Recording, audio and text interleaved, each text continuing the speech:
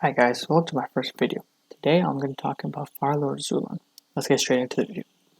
Born shortly after the beginning of the 100-Year War, Azulon was the firstborn son of Fire Lord Sozin. A firebending prodigy, he received tutelage in the bending art under his father's supervision from a young age. In his time, Azulon was considered to be one of the best firebenders in the world, and no one would dare challenge him. He was favored by his father over another family member, which contributed to Azulon's views on family. Over time, he grew into a ruthless and frightening man who demanded perfection. During his reign, Azulon led the Fire Nation to victory in many glorious military campaigns, including the conquest of the Huzan provinces and the Battle of Versailles.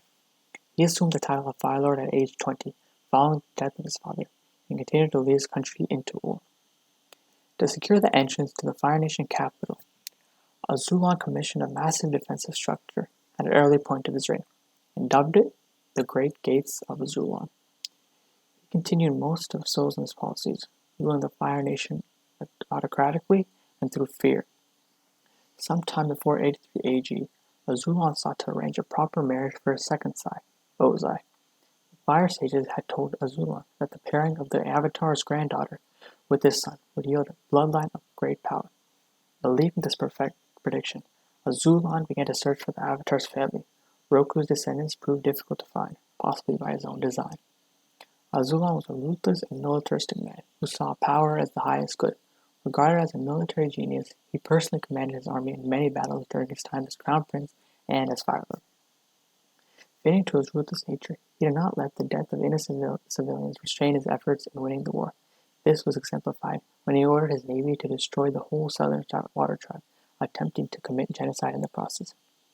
However, Azulon still felt compassion for his firstborn son, Iroh, and did not seem to blame him for the failure of the siege of Ba Sing Se on account of Luten's death.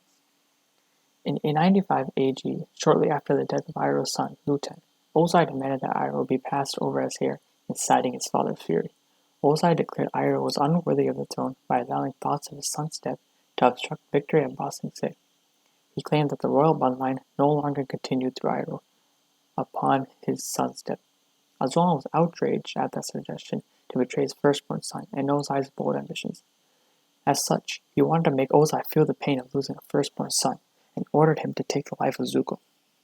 Ozai intended to do so, however, Ursa discovered the plan and plotted with Ozai to gain the throne while allowing Zuko to live. Ursa crafted an untraceable order and colorless poison that Ozai slipped to his father. Azulon passed away that same night. Therefore, Ozai had crowned himself as Fire Lord after his father's death.